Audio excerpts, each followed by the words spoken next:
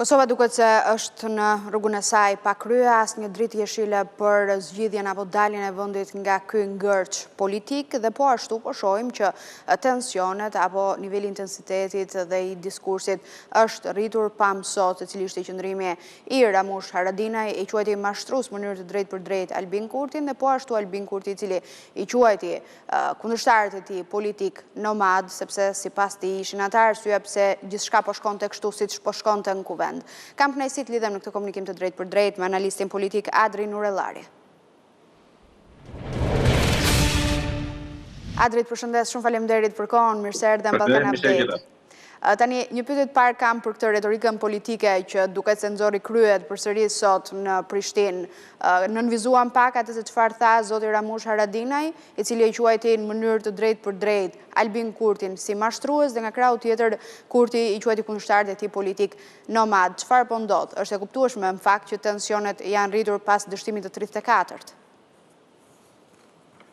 Po s'ka kuptim kjo sjellje e Kurtit, sepse në fundit partitë të tjera para ati pas zgjedhjeve parlamentare me më pak deputet se ai, me 12-13 deputet më pak se ai, kanë pasur mundësi që të zgjerin kryetar kuvendi dhe të garantojnë në institucione funksionale.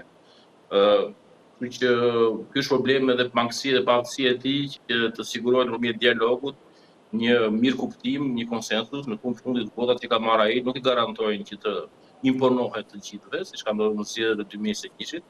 Nuk e krijon vetë shumicën.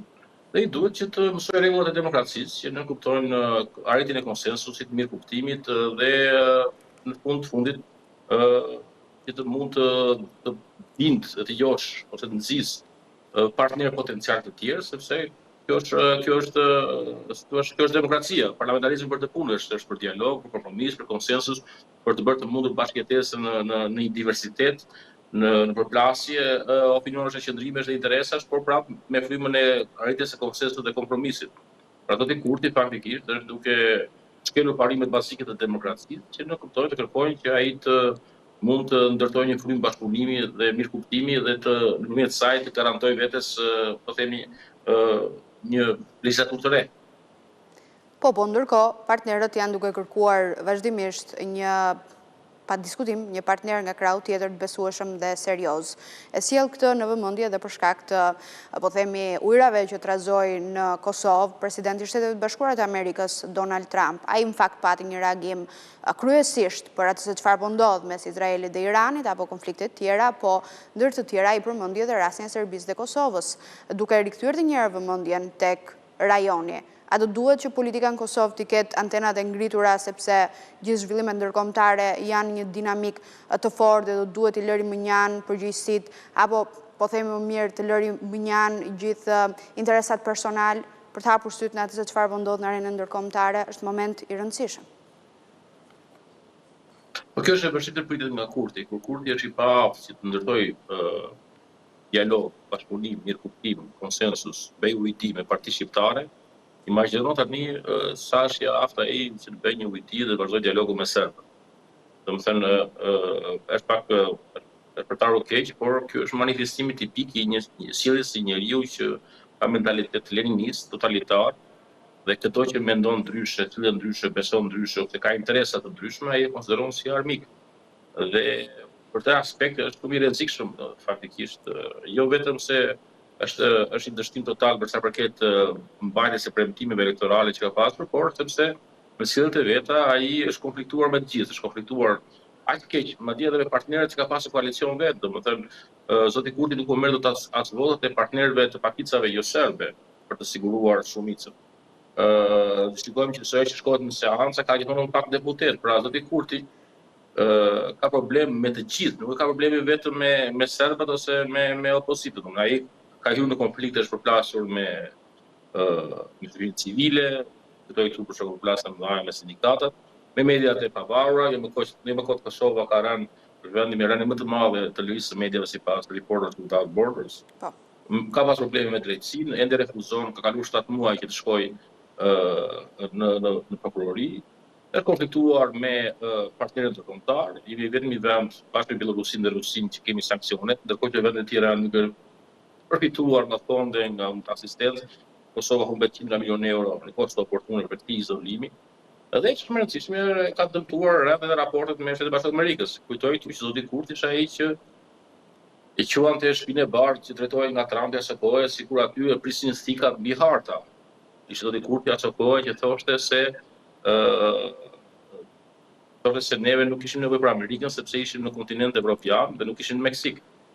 Pra, në këtë aspekt vetë Kurti është i rrezikshëm për Kosovën edhe për arsye delikate që përmendet juve, sepse nëse ka një vëmendje të re ndërkombëtare nga Trumpi, sikurse edhe u vu re, zoti Kurti është i paaft për të qenë në lartësinë e detyrës që kërkon kjo sfidë e re. Sepse ai nuk është i aftë me ndërtu një kompromis minimal për të bërë funksional parlamentin. Imagjinon tani që është rutinë, po themi është rutinë kjo gjë në Kosovë. Asnjë parti fitimtare, asnjë parti e parë në zgjedhjet, me shumë pak vota, me shumë pak deputet, asnjë prej tyre se ka pasur kaq të rëndë për formuar një kuvend dhe për të zgjedhur kryetarin e kuvendit. Po, frikajme është se sa... Frikajme është se... me deputet shqiptar. Imagjinoni me sfida më të mëdha të dialogut. Sa thellë mund të shkoj kjo krisja e marrëdhënieve mes SBA-s dhe Kosovës? E kemi sjellë ne, cili ka qenë qëndrimi i Richard Grenell, i cili tha se janë momente shumë të vështira të marrëdhënieve SBA-Kosovë, madje më të rëndat në 35 vitet e fundit, po i referohem të një kronike të kolegëve të Klan Kosovës, të cilët sipas burimeve të tyre thoshin se kjo deklarate Albin Kurti duke vendosur 3 kushte Shtetet Bashkuara të Amerikës për të ulur në dialog me Serbinë nuk është pritur mirë. Pra, sa thellë mund shkojë kjo krisje pikërisht në këtë moment kur Kosova, vendet e rajonit dhe gjithë bota ka nevojë për aleat besueshëm? Me zotin Kurti është vështirë të kuptosh se Kurti ka përfundin, se atëherë kur ti mendon se ka përfundin, ti gjen veten duke gëdmuar më thellë. Pra zoti Kurti nuk rresh të surprizuarit me budalliqet që bën faktikisht edhe papërgjegjshmërinë dhe sjelljen kapriçoze aventureske të tij. Dhe në këtë aspekt unë nuk di të them, të parashikoj si orakull, por di të them që edhe të rikthej në vëmendje të dikuesve problemet që shkaktuar deri tani. Do ishte surprizë e madhe që ai do sillej ndryshën të ardhmen. Por ama situata e konteksti është shumë i rëndë. Qoftë për shembull me administratën e kaluar të ke pasur deklarata të tipit si O'Brien që thoshte na ndihmoni t'ju ndihmojmë. Ne kemi situatë ku zoti Trump thotë po i kërkoj aleates Serbi që të marrë të dëbuarit imigrantë palishëm. Pra vetë fakti që zoti Trump, presidenti Trump e quan dhe i referohet Serbisë aleatja e orë, kjo është pak e rëndë, se tregon që ka ndryshuar konjunktura. Nga një anë kemi një zoti Kurti i cili është gjithmonë i papërgjegjshëm, kapriçoz, edhe nuk vë mend dhe nuk mëson nga mësimet, dhe kemi një situatë ku Trumpi arrin aty sa i quan aleate, e quajnë Serbinë, pashka se Serbia, brenda Serbisë vetëm 5% e popullsisë do që Serbia të hyjë në NATO, ndërkohë që në Kosovë do 97% e popullsisë të hyjë në NATO, 97%. Në fund, sa gjasa ka që gjithë kjo situatë politike të zgjidhet pa shkuar në zgjedhje? Po zoti Kurti nuk i interesojnë zgjedhjet, e kjo është problemi kryesor. Zoti Kurti ka qenë bllokues në opozitë dhe shpejtmarrës në shumicë, në majorancë. Pra, kjo është vazhdimsi, unë habitem që ju habiteni, me të drejtën, me këtë sillet e Kurtit, sepse është i njëjtë njeri i cili për të marrë pushtet atë marrë veprimet të mundshme, ka gjetur me molotov, me gaz, i ka hedhur gorsh nga makinës në lëvizje të kryeministit për të nxjerrë prej rrugës, që është një lloj atentati. Ka hedhur molotov në shtëpinë e kryeministit në Prapashtic, kryeministit Isa Mustafa, ndërkohë që ai ka qenë dëpëlosur me libra mbesa, ka gjetur me pepper spray, domethënë edhe ka filmuar fizikisht me ujë, me sende të forta deputet e tjerë. Kur ai ka bërë ato veprime të dhunshme antiligjore për pushtet atëherë, çfarë pengon ata që të shfrytëzoj poshllëqet ose vakumin ligjor aktual për të mbajtur pushtetin? Pra zoti Kurti nuk do zgjedhje të reja parakoshme, sepse zgjedhjet e reja vetëm do të thellonin rezultatin në kuptimin e fitores së majorancës. Zoti Kurti doli në zgjedhje duke kërkuar 500.000 vota, por nuk mori as ato që morën në kaluar, mori shumë më pak se atëherë. Me gjasa ai nuk do zgjedhë, ai do ta mbajë ngërë, sepse në fundit në mënyrë paligjshme, edhe pse ka dhënë ndërheqje, është duke vepruar si me qenë kryeminist normal. Pra, zoti Kurtit intereson ky lloj ngërç sepse ai është duke shiu pushtetin. Në fundit edhe po që zgjidhet çështja e kontratës së kuvendit, ai prapse duhet mbollë një parti shqiptare që të krijojë mazhorancën qeverisë dhe prapse duhet të heqë dorë nga disa ministri të japë partnerëve. Dhe pra zoti Kurti e di që në moment që zgjidhet kriza, ai do duhet të lëshojë për të krijuar një mazhorancë qeveritare ose bloku shqiptar mund ndërtojë një alternativë të re. Prandaj ai e zvarit të përdorë këtë lloj hapësire vakumi në pushteti për të marrë peng institucionet.